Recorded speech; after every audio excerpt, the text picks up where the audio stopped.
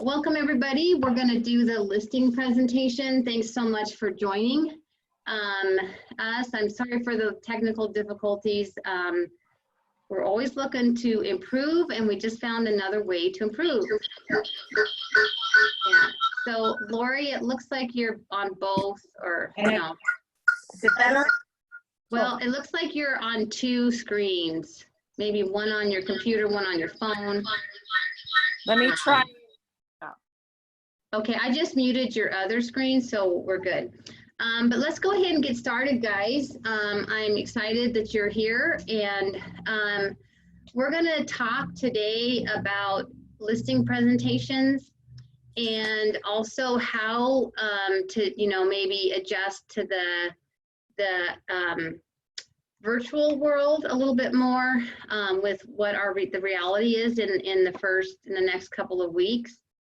And my goal is in our time together that you would be able to have more confidence in going to a listing presentation, why listings are so valuable to your business. My hope is that you'll have a framework at which to walk into your listing presentation and what are some good ideas in what you can do, and just some really great tips along the way. Your listing business is really something that you can do to really leverage your business. So let's just talk about really quick to start with a buyer and with a seller. So just really quick so we can kind of get clear on why Gary says listings is leverage. Let's talk about that. So maybe Lori, you can really help us with this because you've got some experience out there.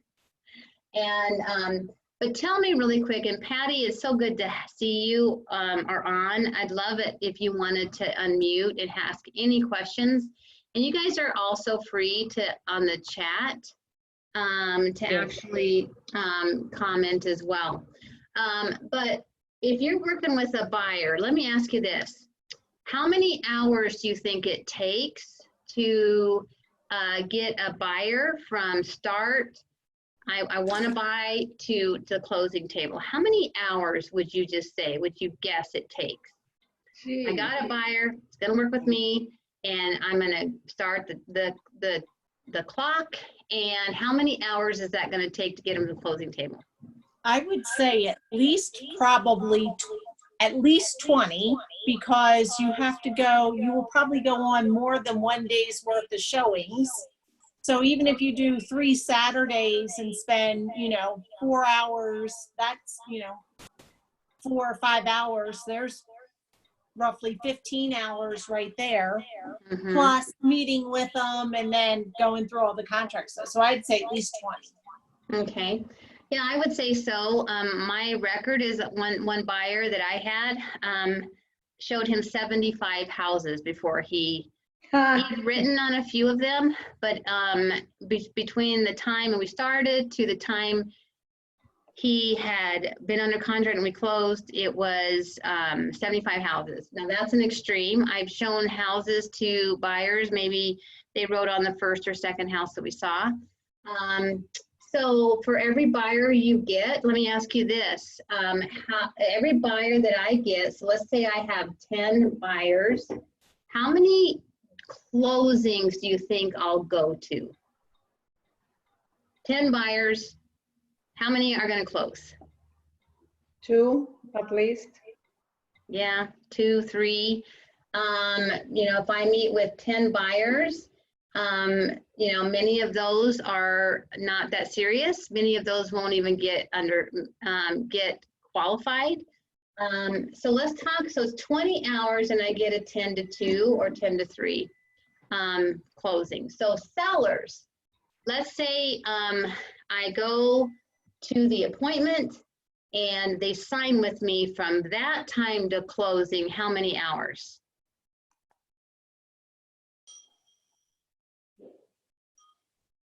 Less than 20.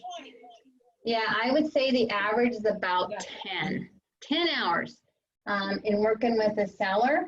Now, if I get 10 sellers, how many closings do you think I'm going to see from 10 sellers?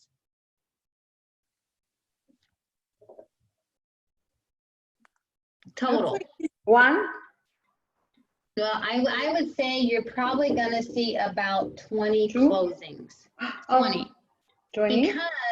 Because those sellers are more than likely going to close. So let's just say those sellers, 9 out of 10 of those, and then collect, maybe they also need to buy, and also collecting leads from that listing. People that come into an open house, or people that you meet along the way, or people that sign call. So you tell me, potentially 20 closings in 10 hours, or 2 closings in 20 hours. Yeah, of course. Listings. What's the better deal, right? Yeah, the listings.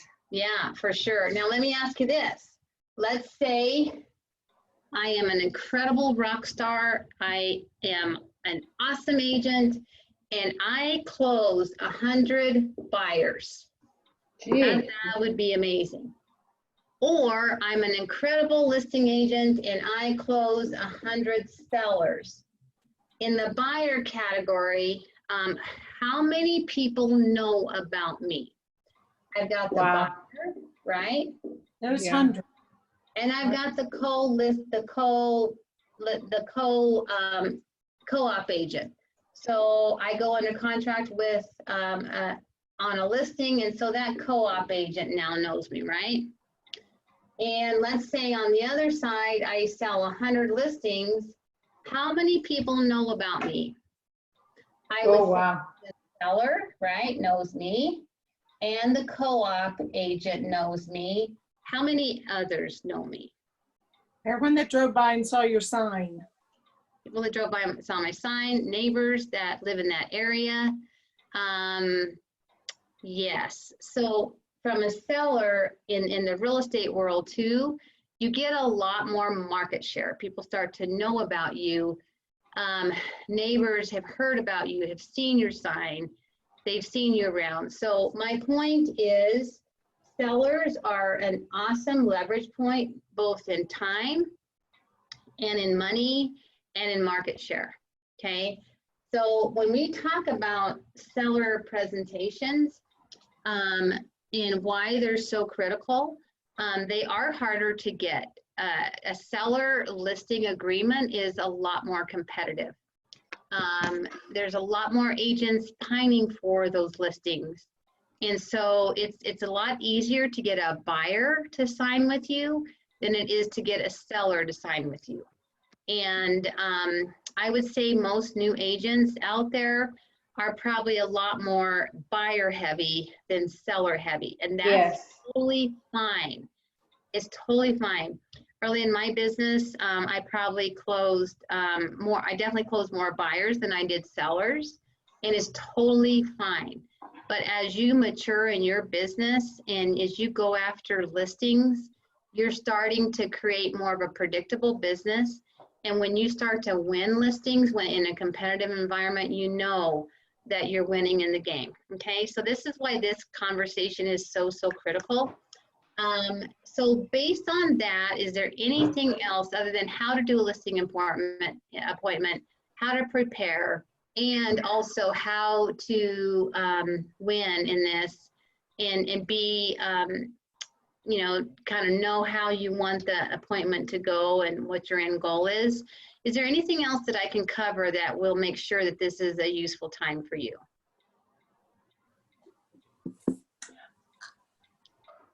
I have a question because I am trying to work on a listing presentation right now with somebody that posted a request to, sadly they're getting a divorce and they're looking for a realtor, and that fun question of where they come out and ask, what is your commission? How do you, especially when you have to respond via email at this point, like how do you just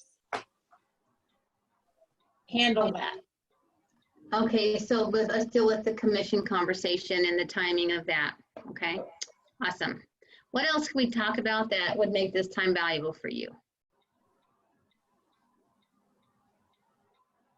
Anything else? And if there's nothing else, that's fine. We can just move forward. Okay, so the first part of what we're going to talk about is kind of getting prepared and like what to do in response with, you know, you've set an appointment and what can you do to prepare for the appointment? So I'm going to just use a scenario of, let me grab my paper. Of kind of the worst case, the hardest case scenario. So what I want to, let's say I have set an appointment with someone and I don't know them very well and they don't know me very well. And I'm going to go to this appointment. I've never seen their house. Maybe they're interviewing other agents. So that's kind of the worst case scenario. A great scenario, easier that you, from this class, I think you can still gain a lot of insight, but that type of conversation can, let's say you have a former student and they just love you and they've called you, you've reached out to them and they need to sell their house. And you, as you're preparing, you know that they really have a lot of confidence in you already, and that's going to be a much easier listing to gain than this type of cold environment. So I'm going to really go with the hardest case scenario. Sure. So let's say that we've set an appointment, I've set an appointment, and what kind of things should we do first? And what I'm going to do, you guys, is I'm just going to share my screen so that we can, if that's okay, do this mostly from my screen because I have lots of notes to share with you. So the first thing I would really say is, let's say I've set an appointment and I would really encourage you to do some pre-qualifying questions. Now, many times I would say that when you're setting the appointment, you can ask these questions. If you don't have the time to do that at the appointment when you're on the phone with them, it's okay. Just call, just say, listen, I'm going to have some questions for you and I'm going to call you back later, and just because I just want to be the best prepared. And so the reason that I really like, let me just make this a little bit bigger so you can see it. I think this is so crucial so that you know what you're walking into. And pre-qualifying them is so crucial. So let's say I set an appointment with Mr. John Smith, and he lives in a home, and I don't know him. He doesn't know me. And so I'm going to call, hey, John, listen, I just have a few questions for you. And just because I want to be the best prepared. So number one, let me ask you, John, why are you selling? Now, it's so important to kind of start to key into their motivation, because if he says, I'm selling because I have to move. My wife got a job transfer to Chicago, and she's starting in a month. And so now I'm kind of getting a little bit more about what's important to him, why he's thinking of selling, how important that is. If he says, you know, I think the market's good, I'd like to kind of see what I get for my house. That's a little bit less of a motivated seller. Or you might hear, you know, I think the market's pretty good right now and I'd like to sell. I don't care if I sell or not. It's no big deal. I just want to kind of test it. Why might I not want that listing? Because his motivation isn't that good. And, Right. and you might spend all this time preparing and getting comps and whatnot, and then he's not really serious about it. Yeah. So Laura, you got a really bad echo. I don't know if you're connected with another device in your room there. But anyway, yeah, that's the right answer. If he is not interested in selling, you don't want to spend all the money, because what if he wants to price it, you know, $20,000 over the market, and he's never going to lower it because that's all he wants. He doesn't care if he sells or not, right? So another great question is, what is the timing of selling? You know, what's your timing in selling the home? What's important to you about that? And timing is really great, because if he needs to sell it quick, he's a motivated seller and you really want to work with him. So you might get some answers there. Tell me, John, if I was able to sell your home in 30 days, would that be a problem? And that's another great way of asking, because you're going to get more to the motivation. I love this next question. What price are you wanting to get for your home? That is so awesome, because you can just jot the information down. You can do the research later, but getting an idea of what he's wanting to get for the home is really, really crucial, because you might find that he wants to, based on your research, price it at the lower end of that window. And you might find that this is going to be a great conversation. If he wants to price it a lot higher than it's worth, that's great information for you to know what you need to walk into that appointment with, right? And what are the most important qualities, John, that you're looking for in a listing agent? That's so huge, because now you know what you need to come to the table with. He might say, I really need someone that's going to be really high in communication.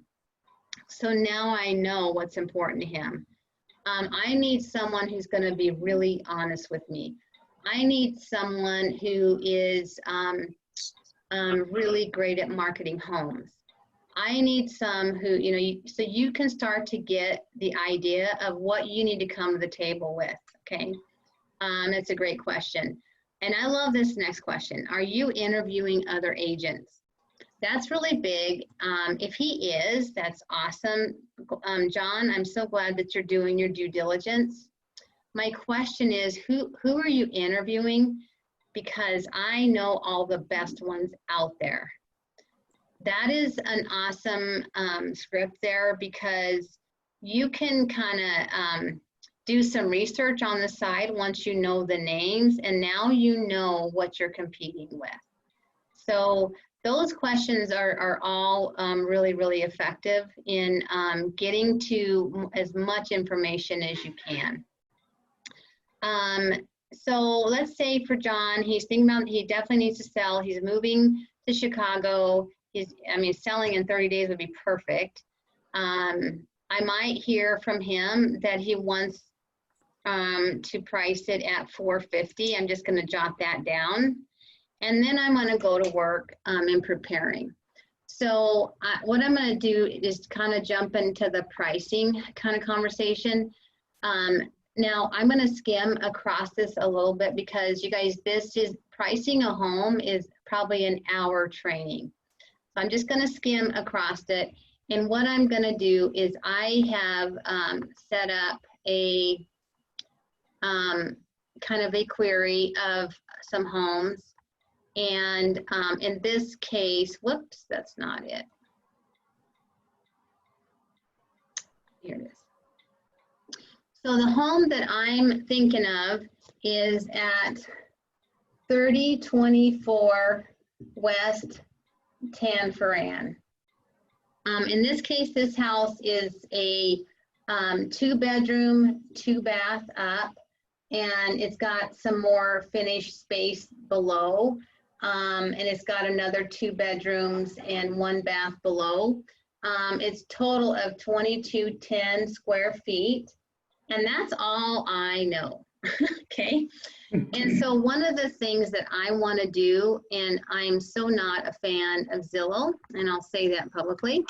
However, I'm going to go to Zillow. Why would I go to Zillow? See what they're saying, because that's probably what they've looked at. That's exactly Yes. right, Kent. That, Yeah.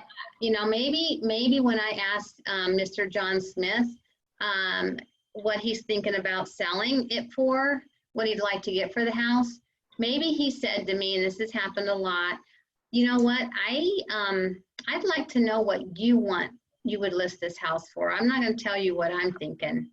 So I get that a lot. So I'm going to come in here to Zillow, and I'm just going to type 3024 West Tanforan Drive in Inglewood.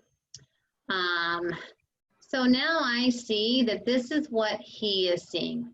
And I can take a look at this house. It looks, I don't know, some blue trim.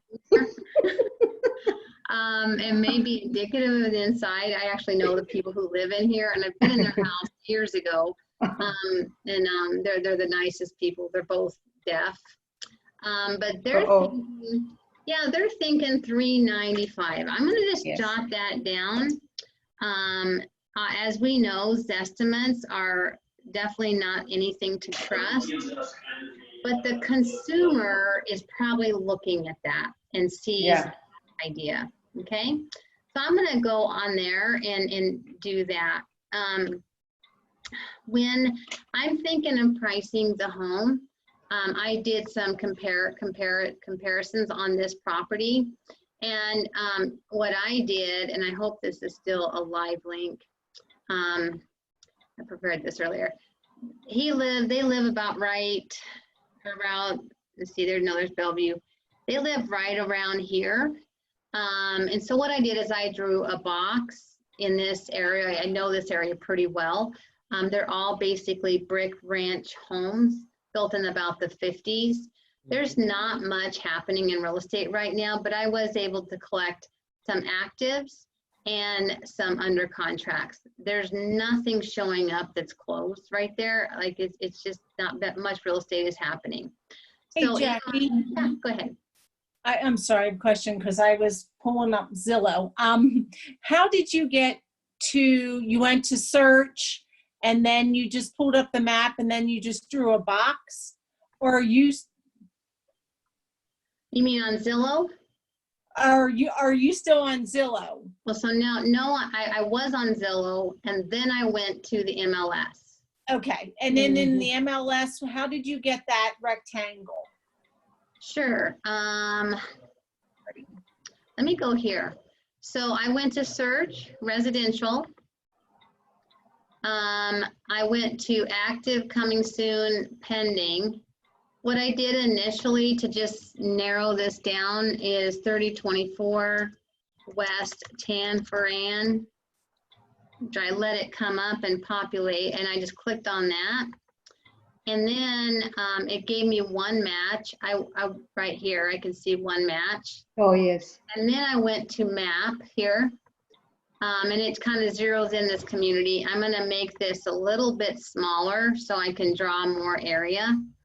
And what I did is that kind of created this diameter. It's not gonna give me many results yet. So I'm gonna erase that. I'm gonna erase that like circle with that little eraser. Clear all shapes. And then I'm gonna click on this, and I'm gonna come back in here and just draw some shape. Just draw the shape I want. It's gonna give me, and I can just adjust this. Thank you. Yeah, does that help? Yes. So I've got this list, right? And then I have, once you go to, let me see, the results, then you have your listings. So ideally, you guys, it's best if you do active, pending, and sold. I'm just, for our purposes together, I'm just gonna pretend that a few of these are sold. Just for our demonstration today. So in pricing, look what I have. I have everything from $339. If I sort this by price, I have $339 to $475. That's a pretty big gap. You know, Zillow has this in the high threes. We have some properties. Now, just remember, mine was $2,200 total. This one, I don't even think, it's just $1,600. So I'm just gonna take this pending out. We don't know what the pendings are under contract for, by the way. So I'm gonna refine and I'm gonna remove that selection. Okay. And so this one too is probably an outlier because it's just 1,300 square feet. So I'm gonna take that baby out too. I'm gonna discard that one. And so usually you really want 2 actives, 2 or 3 actives, 2 or 3 pendings, 2 or 3 solds. But let's just say this is what I have to work with. And so now I've got 475, 474, 409, 385. They're the 22 to 25. That's a pretty good total thing. We've got a 5, 3, 5, 2, 4, 3. This is more of what my square feet and bed and bath. But one thing I'm going to do is I'm just going to go ahead and look at these. Now, all I see on Zillow is the front view, right? Yes. Of my property. So I might come in here at 385. I'm going to just look at these pictures, kind of peruse through them, see what I've got. I can probably guarantee that the house that I'm selling is not going to look this good based on the exterior. I'm just okay. I'm going to just take a look at that. We've got some updated sink here. I'm not surprised this is a wooden floor. This looks like a really rough situation there. Yeah. Like a carpet. Yeah, I don't know. And the carpet looks rough. Yeah. Oh, yeah. All of these houses have original wood floors beneath the carpet. I'm just going to kind of take a look at this and take a look at these pictures. Let me go to the next one. I know right where I've like walked to this house. I'm telling you, I used to do a lot of door knocking in here. So I really recognize that one on Tufts. Again, wood floor, no surprise. Probably the original. Looks nice. Some updating, probably not granite. The oak is dating itself these days. Not too shabby, right? Yeah. And this one is 409 under contract. This one here is 474. Oh, I'm really excited to see this one. What's going on here? Yeah, it's been redone. What's that? It's been redone. Yeah, we got some really nice touches in here. Yeah, this looks nice. They have actually taken this wall out because this was a wall and really opened this up. Yep, big time. Yeah, an open floor plan. They've really modernized it. Yeah. Look at that. Looks awesome. They've done some. Saw this on Zillow the other day. Yeah. So that. Go ahead. It just came on recently. This one here is, let's go to the next one. And 475, probably very similar. Same thing. Let me look at the pictures really quick. And yeah, we have an open floor plan in case these houses were not built like this. Nope. Originally. In the 50s, 60s, yeah, this did not look like this. So they've done the same thing. Yep. So, based on this and based on the Zillow look here, what am I thinking? So if I was to look at my board here, I know that I've got, 385 is the low. I'm trying to write this so you can see it.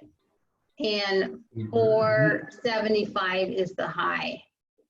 Okay, it's going to fall in somewhere in there, maybe.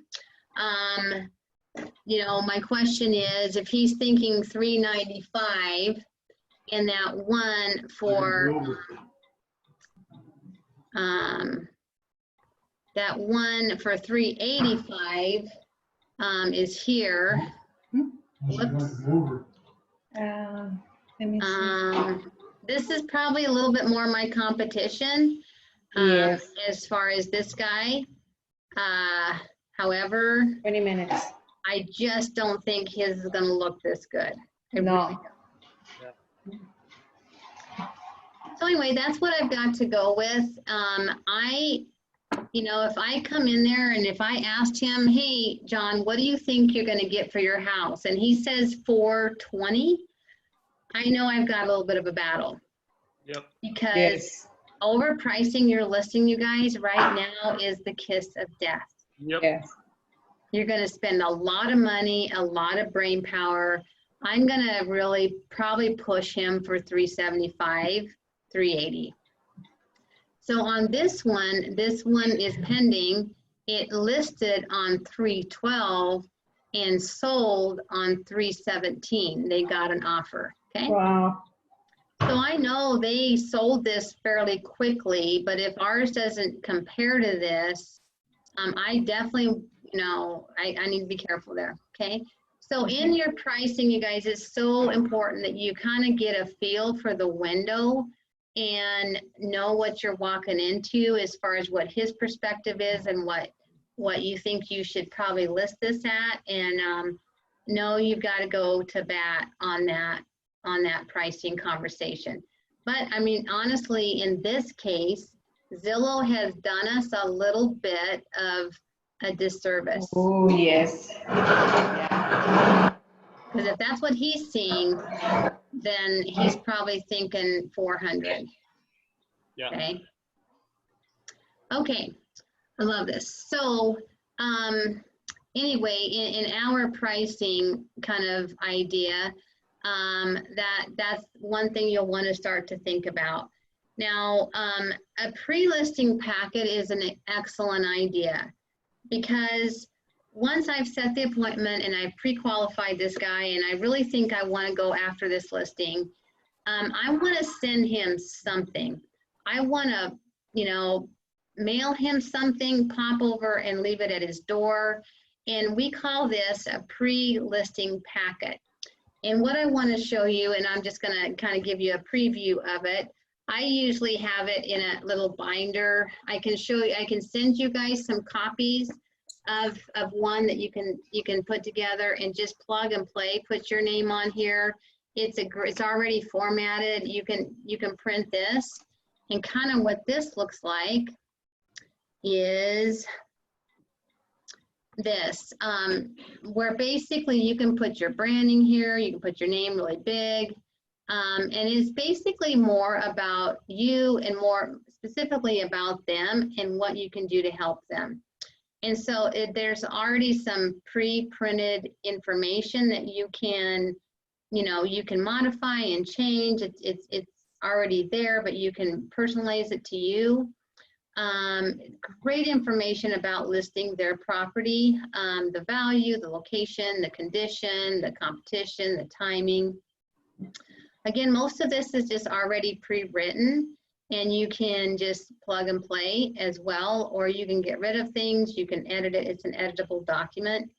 Why Jackie, would is this I? on, Jackie, I'm sorry, is this on command or in KW Connect, or where can we find this form? Yeah, what I can show you how to find it, but I'd rather just email it to you guys. Okay, yes, do that, please. Just because I'm going to have several things to email Yes. you, and instead of you going on the hunt, I'm just going to collectively Correct. do that. And so Patty, Yeah. Lori, and so is that okay if I send it all to you guys? Yep. Yeah. Yes, Okay, so I'll get this email to you when we're done. But Thank these are you. great questions, very much more of what the pre-qualifying questions were. But it's a great little handout. Now, let me ask you this. Why do you think it would be important to get them a pre-listing packet? Get them to really think about it a little bit further than probably what they have already based on what we just saw on Zillow and all that, right? Yeah, Yes. that's definitely a great reason. What's another reason? Just a That's- discussion point starts a discussion. Right. If listings and getting a seller to sign with you is such great leverage, it's going to be more competitive. Do you think other agents are going to do this? Not no, all of them. no, Most of the time, not. So No. you're putting yourself above the competition. Exactly. It's another advertisement for you. Also, it's just helping them to think of you one more time. One more time other than the competition. You guys, I have done everything from something like this to just a simple thank you card. Thank you so much, John, for taking the time with me tomorrow. I'm looking forward to our appointment. I just wanted, this is such an important decision you're making, and I wanted to just thank you. Like, I've literally dropped off thank you cards with my business card in there. I've dropped off candies before, just a little box of chocolates. One time I tell the story is that I got an appointment, didn't know her from Adam, she didn't know me. She was interviewing 3 other agents, and I put a pre-listing kind of packet like this together, dropped it off and said, hey, hello, Mr. and Mrs. Johnson, whatever. And I called her later to get some pre-qualifying questions asked and to make sure she got my packet. And she said, actually, my husband has passed away, and, on public records with him and her, and that's why I'm selling. And so I was like, oh, I'm so sorry, I didn't know. And so literally I put together another little packet, and I just, public records had you and your husband, I'm so sorry about your loss. And I dropped off another thing for them. So, like, any excuse to get yes. in, okay? So in today's world, would you email this? I would say so. I would say, ask them if they wouldn't mind if you drop something off at their door, just maybe ask for that permission. But definitely emailing them is probably a better idea, Lori, just because people are a little, the social distancing and, the ability to contaminate something that they touch is there in their mind. But yeah, I would probably, mail something, email something, or ask them if you can deliver something just to their door and just leave it at their doorstep. So, okay, so that's a little bit about the pre-listing packet on our discussion there, and getting prepared. So one of the things, you guys, I'm gonna stop sharing for just a moment because I want you to see this in a bigger way. One of the things that I do is that I take with me, I have my listing presentation, which we'll talk about in a minute. I have printed my listings. The way I do that is basically I print the client page of the listing from the MLS, and I print the pictures. So I staple it together like that.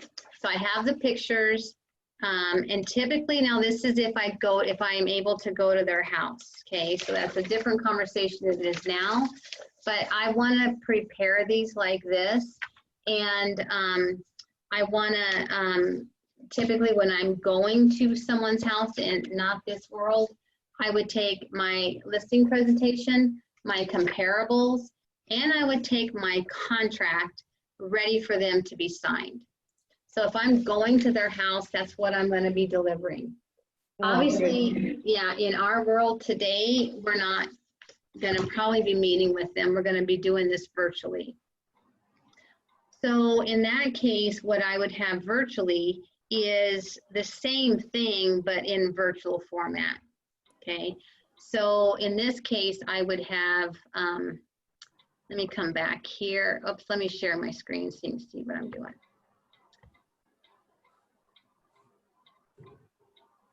If it's a virtual presentation, I'm gonna basically, I'm not gonna print that, but on this, what I would do is I would, let me go back to a single property view.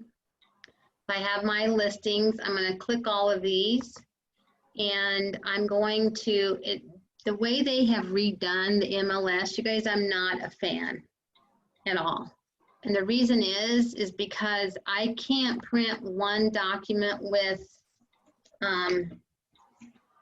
this and these.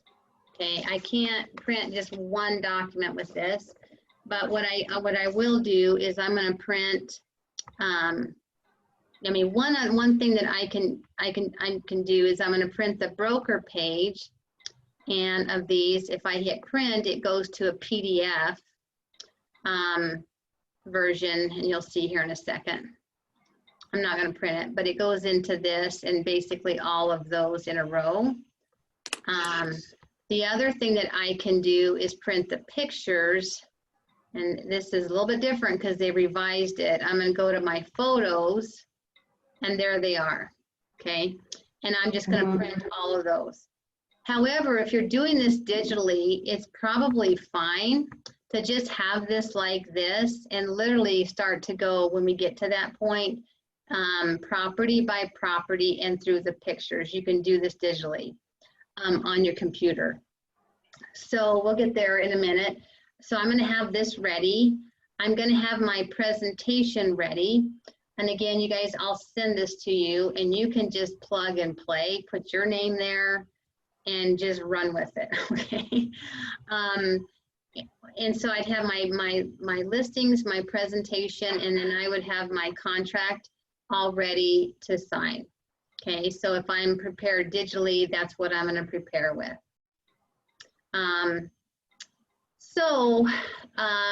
Let's say I'm calling John Smith, or we're gonna meet on Zoom, and I'm gonna get there. We're gonna get online together, and the first thing that I want to do, and so we're gonna just kind of approach it from this world. I'm gonna meet him on the computer digitally. Now, if I am past this month and to the next few months, obviously I'm showing up to the house on time. I'm walking in with my documents, and I would say you would want to start the conversation either digitally or in person the same way, thanking them again for their time and acknowledging what a big decision this is. So thank you, John, for your time. I know this is such a big decision for you on who you hire to sell your home. And I want you to know I don't take it lightly.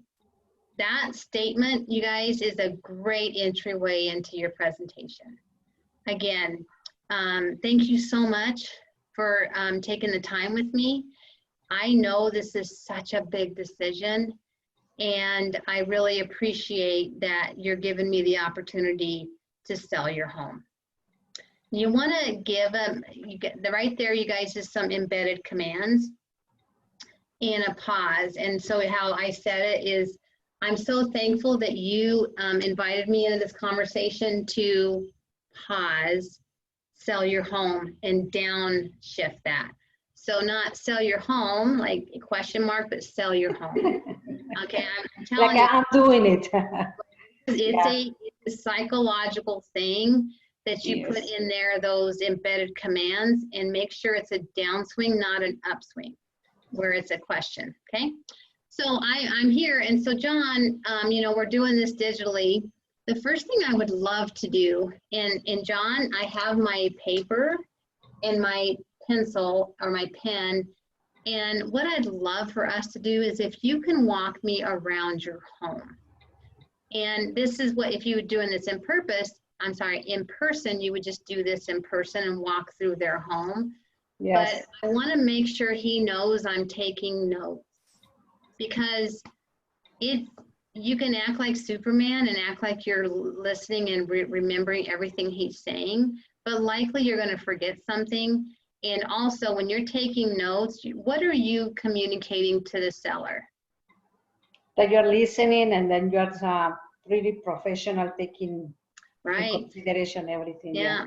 So John, if you're on your phone or your computer, do you have the capability to walk through your home and show me some of the things? I'd love for you to highlight for me the things that you love about your home and just show me. So you have a couple of motives, okay, in this. Number one, you want to show him that you're taking notes. Number two, you want to use this time to build some rapport. And I want you to think about every room a question. a question about him, about his life, about his family, about the things that's important to him. So he's going to walk into his kitchen and you're taking notes, and he's going to say things like, yeah, I replaced this sink recently in like 1980. It's a beautiful sink. You're taking notes, right? You're just hearing what he's done. That's a beautiful color. Tell me, John, do you have a family? Did you raise your kids in this home? And so you're starting to ask him some personal questions about him and what's important to him. Yeah, you know, my daughter was raised in here, and she's now living in Denver. Oh, that's awesome. So again, you know, what we talked about, you're moving to Chicago because your wife got a transfer. Yeah, that's right. Awesome. Where does your wife work? I mean, just ask and engage. Awesome. Okay, we've seen the kitchen now. That's great. Thanks for showing that to me. What's next? And so he's going to take you through the house, even digitally. A lot of times you can do this even on your phone and do a FaceTime kind of thing. And you guys, Zoom is best because you can share your screen and do all this, but sometimes they may not have a laptop that has a video, or you might need to revise this as you go.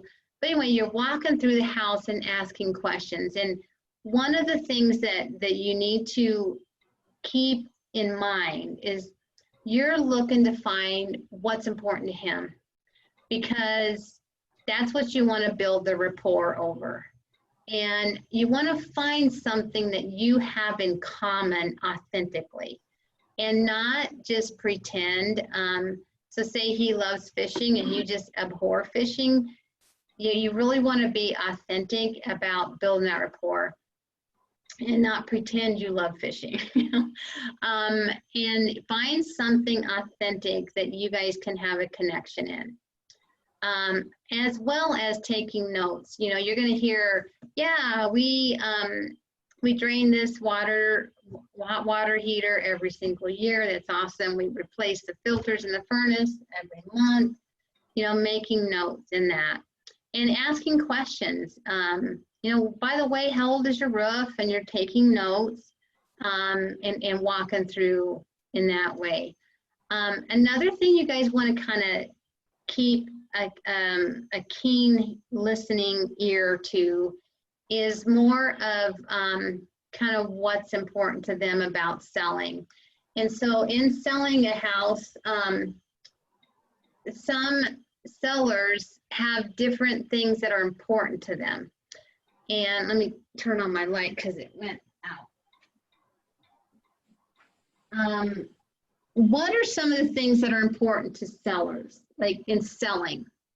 I want to sell my house and I want what? What are some ideas?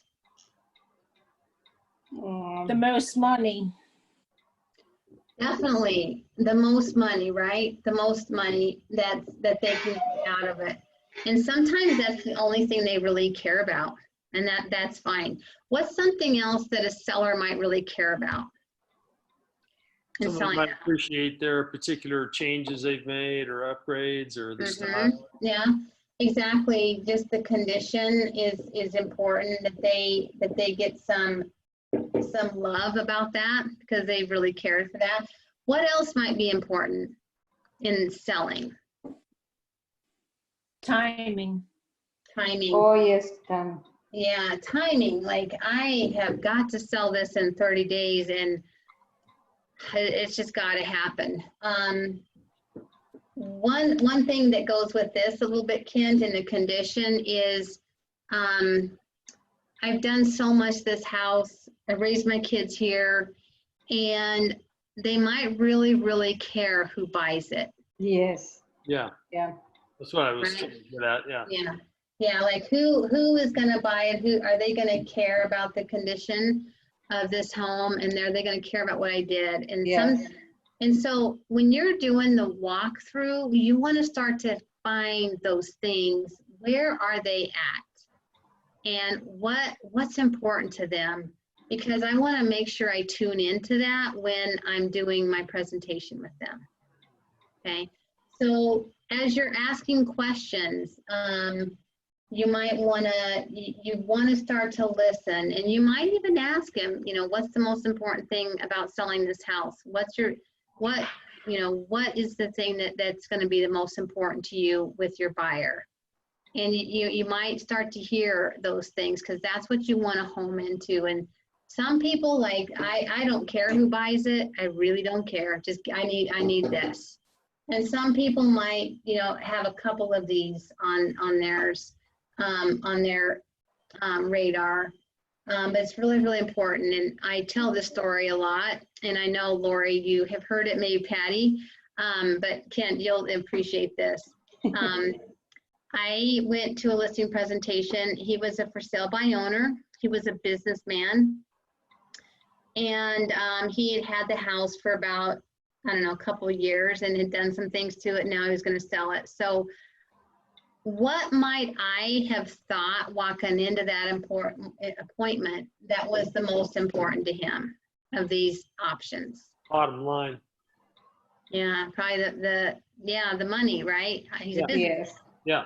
And so walked to that presentation, I was totally prepared, got there on time, we're walking through, and I remember literally the point, we were walking up the stairs, and he said, yeah, what the most important thing is for me is that I get this thing sold in 40 days. And he just went on with his conversation. Like he said it, and he skipped past that. We went on to the next. We sat down a few minutes later at the kitchen table, and he literally, before I started, he said, tell me what's important to me about the sale of this home. And I said, oh my goodness, you know, that you get the most amount of money with the least amount of hassle. Because it was my presupposition. It was my thought going into it. And and at that point, he put his pen down and he said, this appointment is over. You can go now. You did not listen. How did you feel? Right then, I recalled what he said on the stairs. And I said, you know what? I appreciate that. And I want to thank you. And I learned something very important. He said, yeah, you didn't listen to me. And Oh my gosh. yeah. And I literally picked up my stuff and I walked out, shook his hand, and I wished him the best. And I say that story over and over because it was one of my biggest learns on this Yeah, subject. that is a good, it was bad, but it was a good experience for Yeah, you. So, yeah. yeah. I learned. Mhm. And I've said ever since, you gotta listen. You gotta listen. Don't walk in there with the presupposition that you know what's important to them. Okay. Good one. Yeah. So I did watch that. He listed it, he sold it, and you know, it wasn't my deal. So anyway, just know that it's so important to listen. So you're done with that. You've made your notes. You've made it apparent that you're writing notes. And you guys, if you're doing this digitally, you know, stop them and say, you know what, I need to write that down. So your roof got replaced, you know, 19, whatever. And make sure he sees you writing it down. So now we're done with the walkthrough. We're gonna sit down and I'm gonna walk through the presentation. So in just an outline, you guys, the thing that I would say, first of all, you want to tailor make your presentation to what's important to him. So Mr. Smith, you know, I get that you need to get this sold in 30 days. You need to get to Chicago and join your wife. And I'm excited to do that. Or, you know, whatever that important function is, you want to tie that into your presentation and get started. So, you know, basically your outline is you want to just kind of share your value, because you don't want to start the conversation with pricing and commissions, because you got to share what you're going to do to help them get it sold. Because if you start with pricing and they don't agree with your pricing, you've not developed the rapport or the confidence in your ability yet. If you start with the commissions, and you haven't developed what your value to them is first. So even if a seller says, I really would like to know what you're going to sell this for. Awesome, Mr. Smith. We're definitely going to talk about that, but I really want to show you what I can do for you to get your home sold. Did you hear that embedded command? It was right there.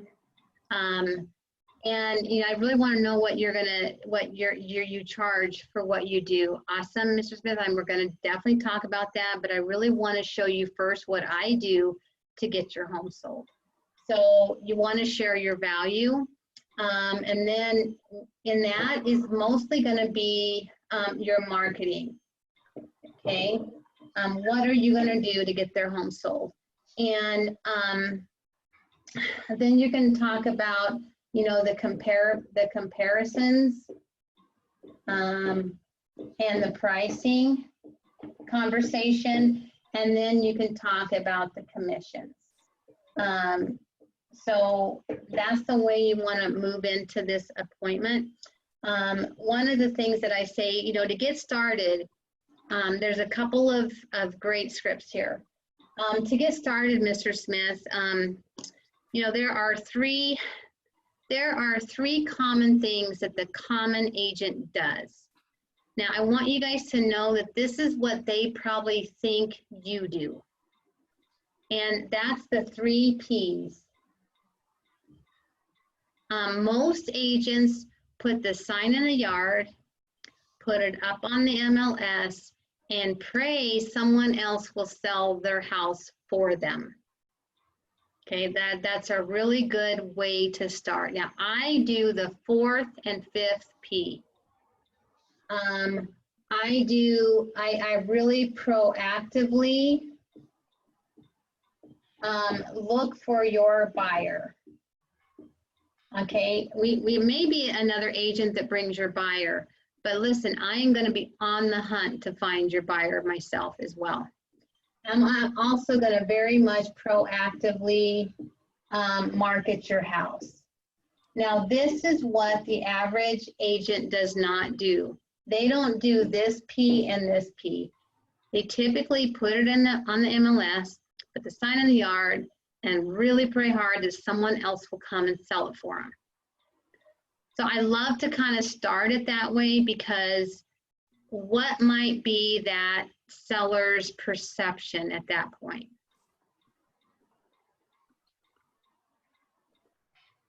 What might they be thinking at that point? Oh my gosh, then probably my house is gonna sell fast, or I think she's doing the right things. Mm-hmm. Yeah. Just If because you have experience before about another properties, maybe that's when you compare my prior sell and this second sell. Right, because they most people think that's all the agents do, right? Is Yes. just put on the MLS and just sit back and collect all that commission for doing nothing. Yes. Which is so crazy, huh? We work very hard. So I love to kind of start that conversation that way. One of the things that in my little presentation, I might bring this up and just start to cycle through it on my computer. Or I might have, if I'm in person, I might print this out and walk through it with them in printed form. Either way. So one other thing I want to show you guys is in Command, they have a seller presentation in Designs. If you come here and go to Print, I need to move you guys. Whoops, I'm in the wrong.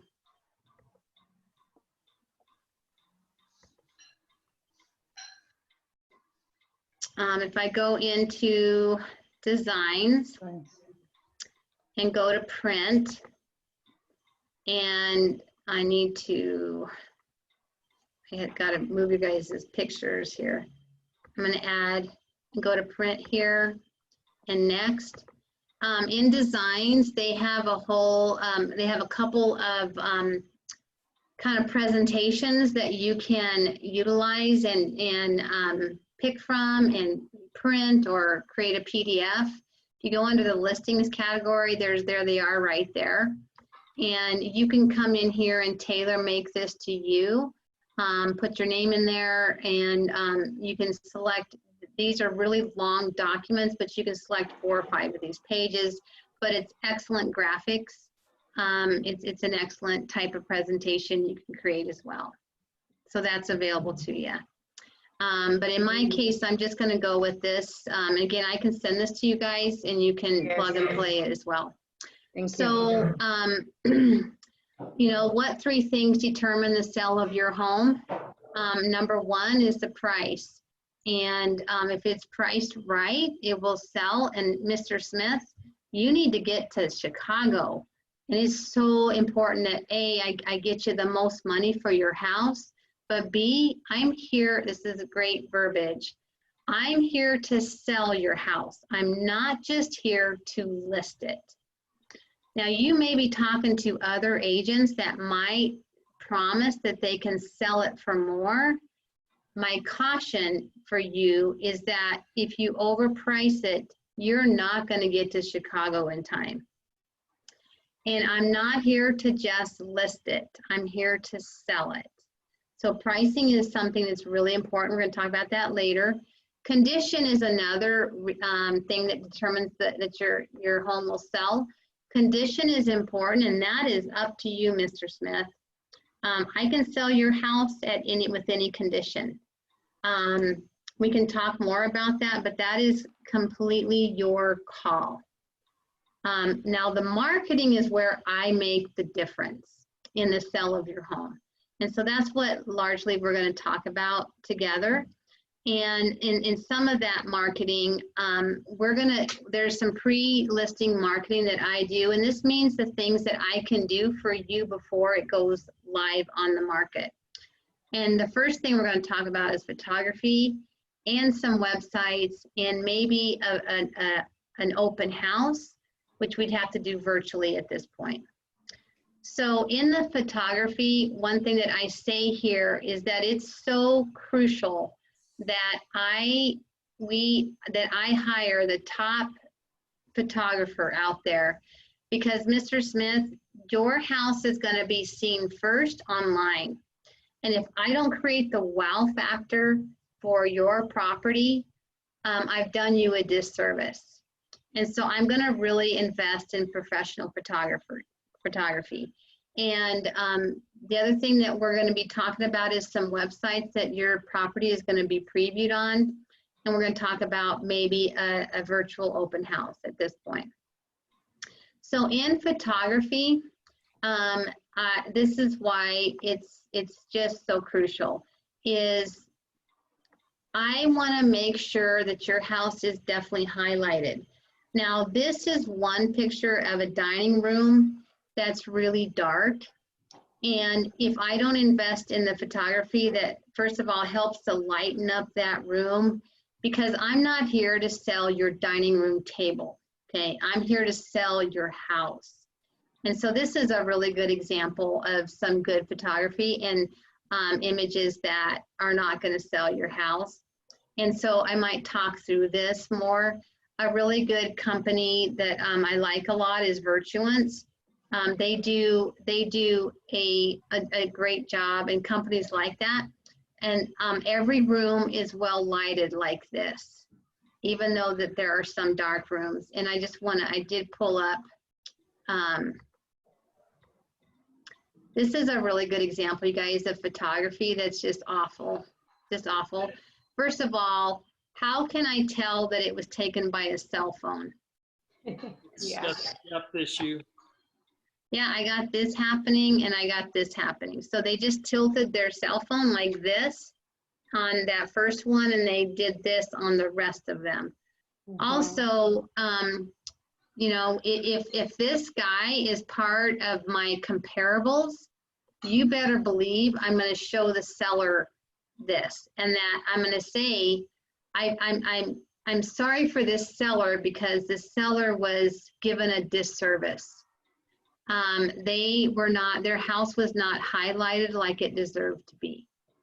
And I can tell because it was just taken by a cell phone. Mr. Seller, I am going to take, I'm going to invest the top dollar on the right photography. The other thing that you might say is virtually right now in our world, but for the next few weeks anyway, we need to talk about maybe doing a kind of a video of their home. And there's actually a guy in our office, you guys, that goes out and does video shots of a property and can actually do a video presentation for virtual showings. So if you have a listing coming on in the next 2 weeks, I would highly recommend that, because you can still list it, they can see it virtually, and you can accept offers sight unseen and be in compliance with the stay-at-home order. However, after the next few weeks, you know, a virtual showing might still be a great option, but maybe after they loosen this and we get through this, you can do professional photography. So Jackie, I have a question. So while we're in this current lockdown through, you know, the 26th or whatever, we could send that person in to do the video walkthrough as long as we're not with them? technically, no. Okay. Technically, in the next couple of weeks, we can't even send a photographer out there. Okay, that's So, okay. however, guys, this is the encouragement is, you know, if a seller, like I have a seller right now, he's facing foreclosure and he absolutely needs to sell. Like it's a hardship for him to not sell right now. And, you know, the stay-at-home order says no inspection, no showings. Right. You know, let's just talk about case-by-case scenario and what you could do. But technically, the stay-at-home order is not even in the photographers. Okay.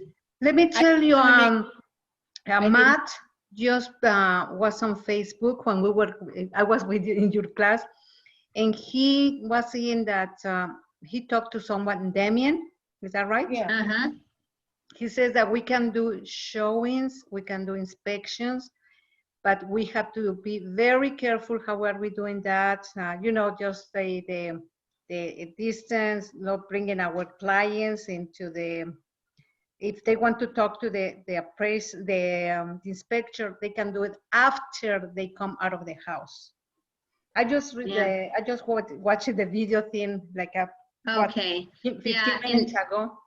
Yeah, and this is kind of changing every day, you guys. I So know. crazy trying to keep up with it, but you know, I mean, whatever we can do to help you in case-by-case basis, Yes. you know, get in touch with us. And but you know, the options are some still photography, some videos, and even, you know, in the worst case scenario, you could have your seller walk through the house with his video camera, if that's something that we could do as well. So it's just about finding the best case scenario. But I would say, you know, whatever we can do to get a professional photographer in is best. But, you know, let's just go with the times and see what is the best at the time. So, but generally, we're not going to be in this type of restricted world where we can't even do showings or inspections or anything.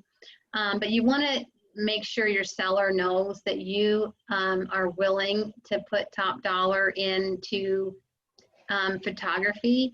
And by the way, Virtuance, their price point is right around 150, 160 for really, really great pictures.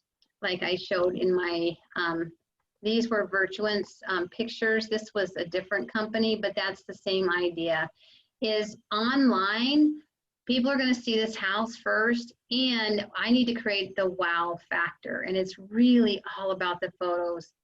And later on, when you're walking through those comparables, you want to make sure that you highlight great pictures on those listings and show bad pictures as well that don't do that seller any justice. Okay. So another thing that we're offering to pay for this. Yeah, so you know, your marketing is on your dime. Okay. Yes. And that's, you know, honestly what's going to set you apart from other agents who want to save money and not properly market their house. I'm not questioning the Yeah. philosophy. I'm just reflecting back on personal experience, I don't think I've had an agent in the last 5 years that, offer to pay for pictures. And I've had good ones. I've had a really good one that cost $400 or $500. It was outstanding pictures. Yeah. It helped sell the $500,000 home. But anyway, okay. Yeah, most of the time agents are paying for their photography Well, or not. if the cost is below $200, okay. Yeah. I mean, it's not the end of the world. Yeah. And, it's important to make sure that, because if everybody sees the house online first and you do, that seller does not get the justice he deserves for that house to be marketed, try really home into that, because they deserve their house to be, to create the wow effect so we can get the buyers in there. Absolutely. The other thing that I really highlight is pre-listing marketing, as well as when it goes live, is that their house is going to be featured on over 600 websites.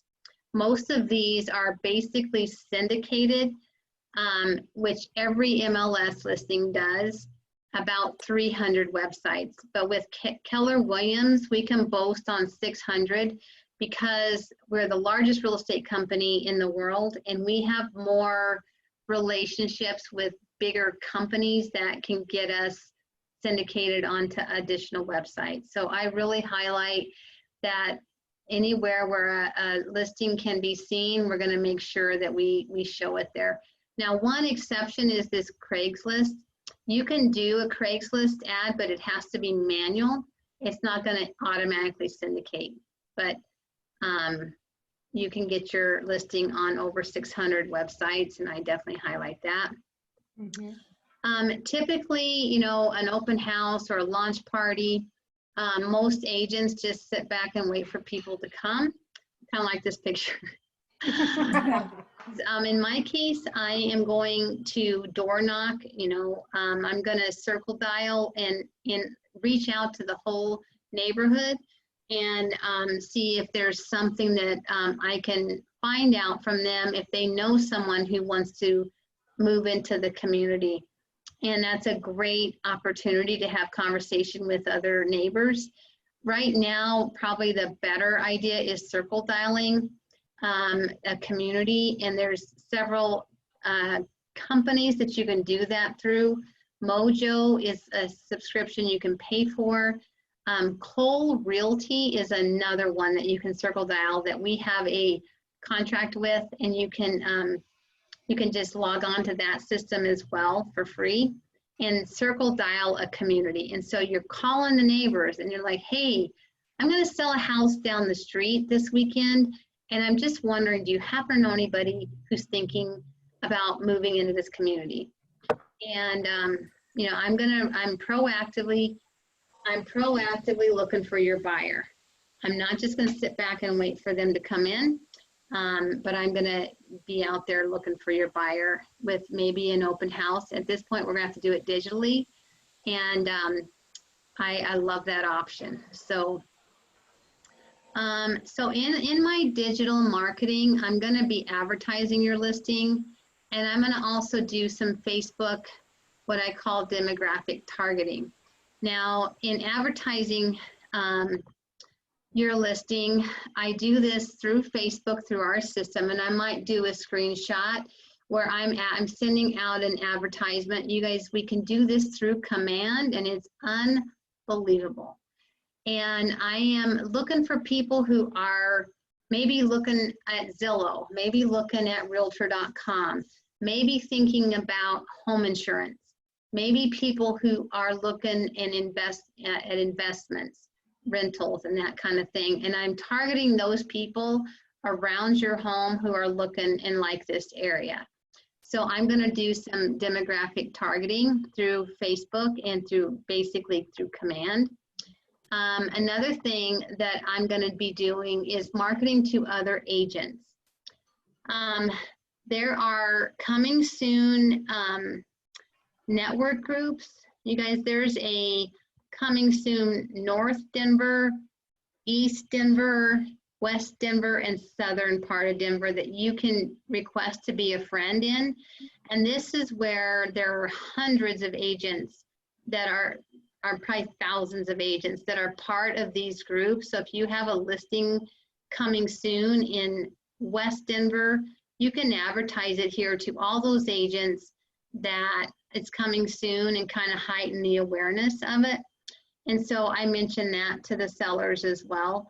Because the idea, if you haven't noticed, is how hard you're going to work for them to sell their home.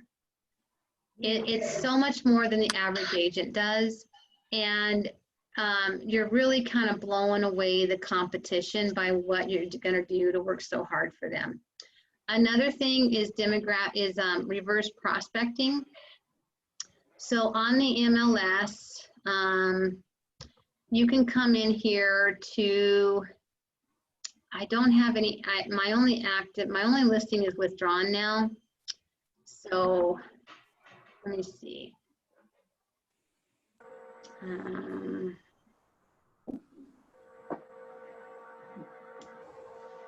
But basically you come in here to your listing. If I had one active, let's see, I don't know if it's going to show this. And I came down to this one.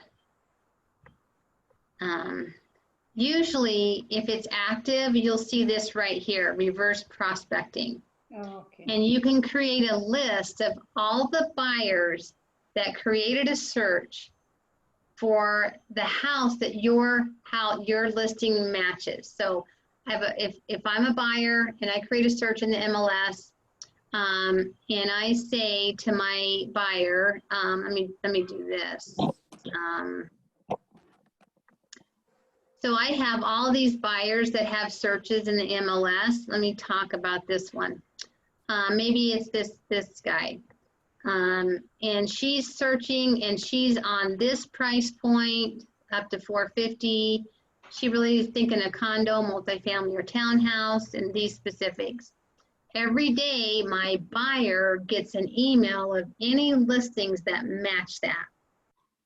Okay, and then she sees it, but in this presentation here, the reverse prospecting list, this is my listing, and all these buyers have created a search, and my listing is a match.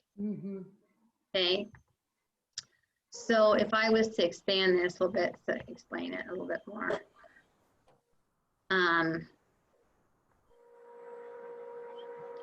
So basically, these buyers are in the background. These are the agents, and it's a match. And those buyers actually came onto the portal and saw my listing, and they marked it with a heart. They're like, I love it. I'm going to be in touch with these agents and say, hey guys, you have a client that loves my listing, and I noticed you haven't been by to see it yet. What can I do to help you show my property? Or what can I do to make sure your buyer sees more, and we have a good chance? Now these buyers here marked my listing with a heart, with a light bulb, like they're intrigued, they're interested. Same conversation. These buyers here, this is an interesting one here.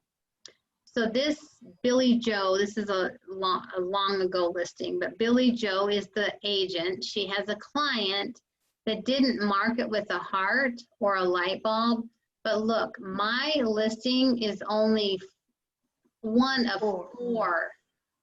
Like I have a chance, a 25% chance of them buying my listing because there's only 4 that match him for whatever reason. Yeah. Hey, Billy Joe, listen, we have a 25% chance of selling this home today. What can I do to help you get your buyer in there? Or what's holding you back from getting them in there? And so that's, again, that proactive. I'm on the hunt for your buyer. I'm in touch with agents. I'm in touch with networking groups to do what I can to get them to see it. Okay. Okay. I'm also a part of we're the part of the largest brokerage in the area and the most successful team. And also we highlight our listings and try and match it with buyers with our agents in our office. And we also, you know, really leverage that so that we can make sure that we're talking about your listing. And so then I'm getting to the end here. Let me make this a little smaller. One of the things is, you know, I also do print media. We have a system in our programs that give us the best access to the most trendy print media. Print now is selling maybe 1 or 2% of homes out there.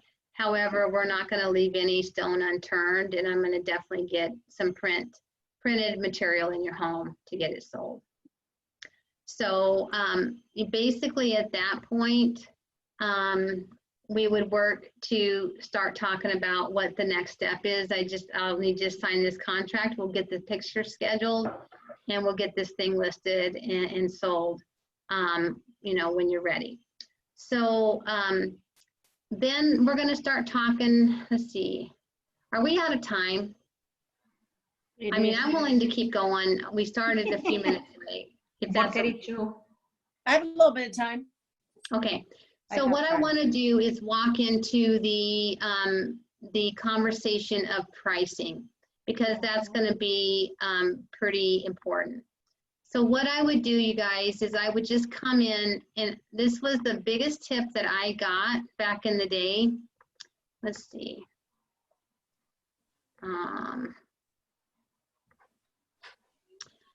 And what I want to encourage you guys to do is, wrong one. See, I get all these things opened up. You're like me. And then I'm in trouble. So I'll just go with this one, you guys, just to kind of help you. So what I would do is I would just bring up this, let's just say I had my 4 up here. When I'm talking about pricing, what I would encourage you guys to do is let the MLS tell the story. Because in my example, if I'm anywhere between 385 and 475, I can say all day, I think you need to sell it at 385. If I can let the MLS tell the story, I'm better off at bringing them to this conversation. So I might come to this one. And so you come into your first one, and let me just go back here. I probably would start with the 385 one. Is it showing up here anywhere? I'm not seeing it. That's just great. Yeah, go down.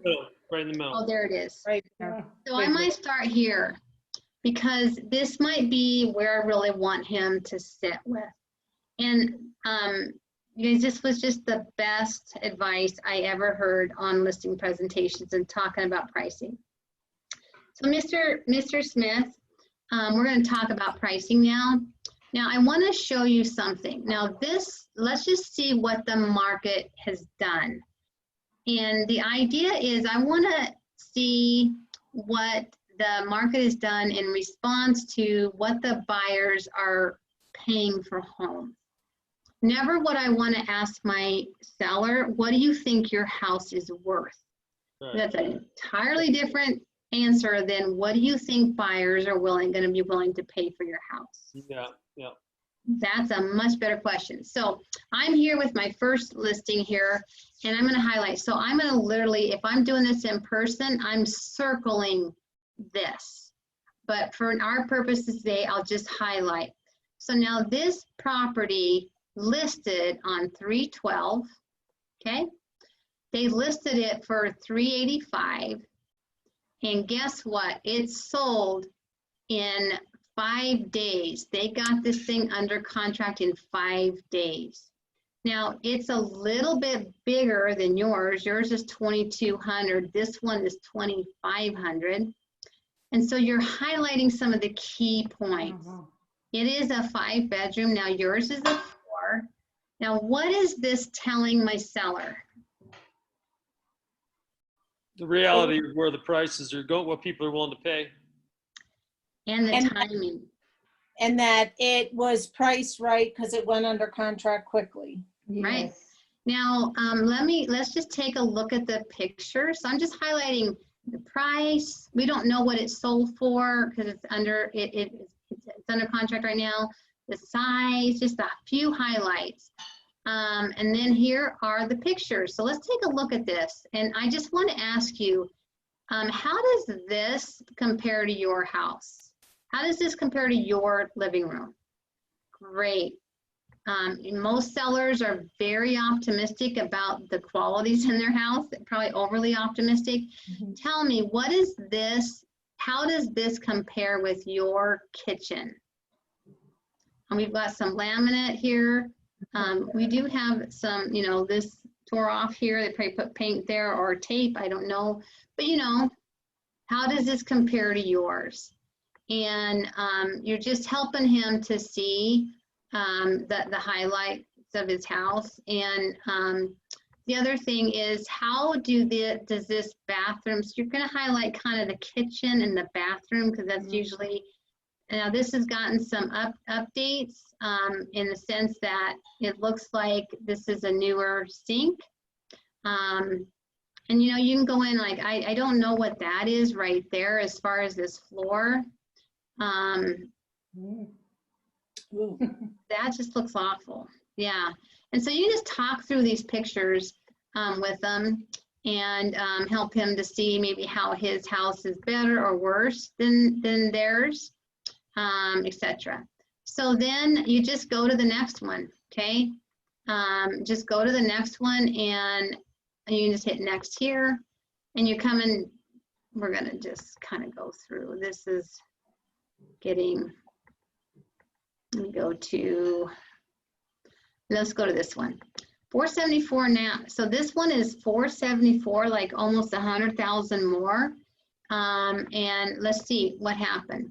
They listed this as active. It went on the market on 3/26. They started at 474. It still is 474. This wouldn't be the best story because it's been almost 2 weeks now. It's still not sold. Let's take a look at the qualities in this home. And okay, interesting. Wow, it looks like they've opened this up. Complete new remodel. Mr. Seller, how does this kitchen compare to yours? So you're just walking through these comparables, taking a look at the pictures. If you come across one that has those awful pictures, highlight that, you guys. Just like, I'm just so sorry for the seller because they were underserved in these pictures, and just bring that up. And so once you get through all those comparables, you'll just want to, just ask that question. So based on what we've seen, Mr. Seller, what do you think that buyers are willing to pay for your house? Okay. If I'm thinking in this case more like the 375, 385, and he says 425, I'm like, oh, really? Now let me just make sure. Now, the lowest one the one we saw that's probably the closest to yours was this, as far as the maybe the size. 425, let me ask you, where are you getting at? Like, where, which listing did we talk about? This was 417 and it's under contract. And if I was to take a look at, just bring them back to the pictures to see how does his property compare. This was 417. And now you told me that yours, you don't have tile, you have linoleum, you don't have a backsplash. Like, where are you getting 425? Just help him to see. And you guys, most of the time, as you take them through this exercise, they're gonna see that they were probably priced too high. And especially going to their motivation, you need to get there in 25 days. We need to price it probably closer to where this one sold in 2 days or 3 days. Hey, Jackie, I have a question. Sure. It's Laurie. What if is your talking strategy about price a little different if it's in a new community? So I have somebody that I might be able to get a listing presentation with. It's a divorce. The home is only 2 years old and there's still new construction going on around them. Mm-hmm. Yeah, one of the talking points on that is that people are going to pay a lot more for a new house than they will for a resale. And you guys, that is absolutely true. Yes. People are going to pay more for a brand new house than they will a resale. So those comparables, you got to be careful with them, because most of those sales are based on brand new. They got to pick their colors and their carpet and their Pictures. everything. Yeah. So most, we got to be careful, because most people will not pay for, a resale than they will a brand new house. So you guys, I walked into a presentation, I don't know, 4 or 5 months ago, and I really knew we needed to list this thing about 300. When I asked him the question what he wanted to sell it for, he said 350. And I knew what I had to do walking in. So I had these listings, and I like, let this tell the story. And by the time I got done with the pictures and the listings, he's like, yeah, I really see we need to sell it for 300. We listed it for 300, sold it in 5 days for 310. And it closed. So it's just so crucial that that's why those pre-qualifying questions are so important at the beginning, and trying to get from him what he thinks it should sell for. And that way you're a lot more prepared. But even if you're not, you can't get that answer, even going on Zillow will give you a good indication, what they might be thinking. So at that point, it's basically, my next step is I need to get the coming soon kind of marketing started, get your pictures scheduled, and all we need to do is just get this document signed. If you walk into that like that, there many times I don't even hear what's your commission. If you know that they're interviewing other agents, you can go on a quest to find out how well that other agent's doing, and how many listings they've sold, and how many listings have expired. You can do a search on the MLS for that. Let me know if I can help you with any of that, and some verbiage if you're competing with another agent. So that's kind of what I would say generally is your, if they're a sphere and a referral like that, it's a much warmer conversion. Your goal is to get that listing agreement signed at the appointment. So, okay. I have about 5 more minutes of something incredible to show you. If you guys want to hang in with me for 5 more minutes, would that be okay? That's fine. Okay. When I go in, I'm preparing with the pricing. When you sign in to the MLS and you sign in, if you come over here to InfoSparks, I'm just going to drive this really quick. I'd like you to practice this kind of on your own time. I have found this to be so valuable.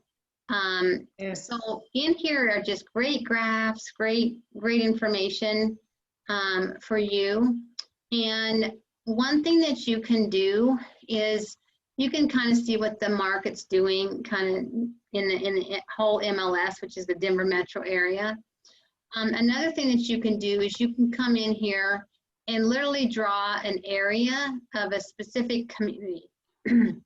And so I went in and did that, and I can come in here and now go to my areas once I've drawn it. And if I go to my areas, here is let's say my property that I was kind of looking at was Quincy and Wadsworth. I did a listing presentation in this area. And if I restrict it to that community, and maybe it's 335 or more, I definitely want to look at single family homes. And now I'm going to see that community in some really great information. So in that community, the average sales price is $560. It's gone up over this time last year, 9%, you guys. It's amazing. Also, the days on market in the MLS before it sells, before it goes under contract, is 29 days on market. And they get on average 18 showings in 28 days. Yeah. As I'm preparing, I'm going to write this down. How many? See, 18 showings,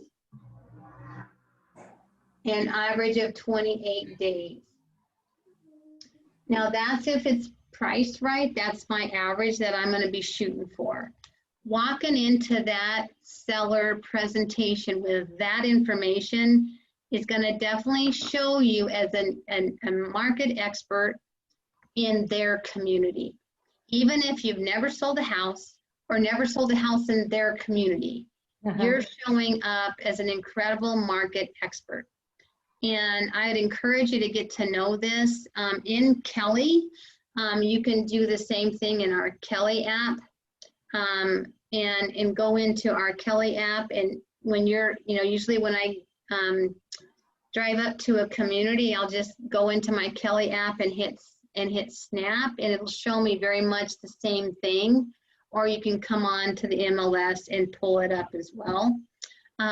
Because the KW command system is really built towards the neighborhood, smaller picture.